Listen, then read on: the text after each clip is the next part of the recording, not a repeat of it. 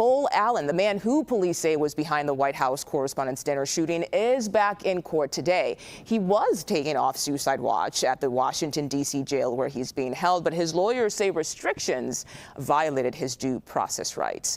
I want to go live to CBS News senior coordinating producer Anna Schecter. Anna, good to see you today. Can you tell us what led to all this? Yeah, so this is an interesting one. The judge wants to talk about why he was held under suicide watch for several days. And, you know, we have to add a little bit of nuance here. It was basically for almost a week. It was either suicide watch, which is the most restrictive. So you're held in a padded cell. You have a vest on. That's almost like a straitjacket. That's according to his defense team. And you have no opportunity to use a jailhouse tablet to communicate with other people. Our viewers might be a little bit surprised to hear that, but that is an option for a lot of incarcerated people.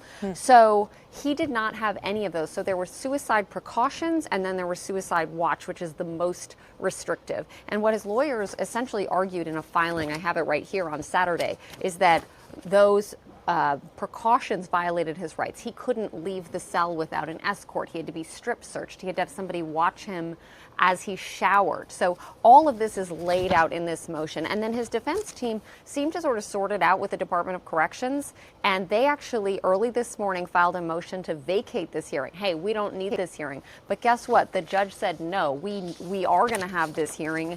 And I'm calling a representative of the Department of Corrections to be at this hearing to explain the conditions of his confinement. So it sounds like the judge is not happy to see that there were days of these precautions. So that's what we're going to be talking about today in court.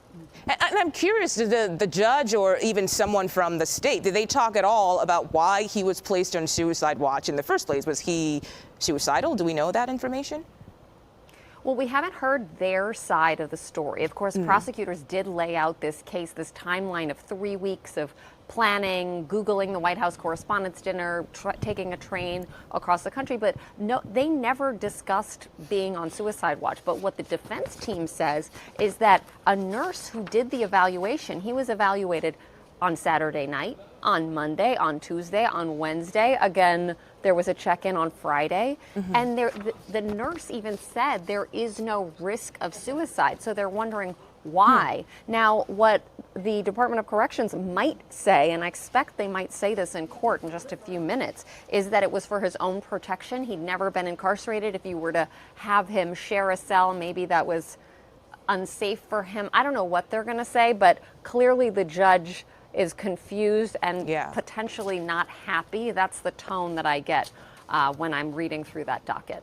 Okay, well, no, you'll be watching that hearing for us today and give us some update when it's available. Absolutely. Anna Schecter, as always, thank you so much.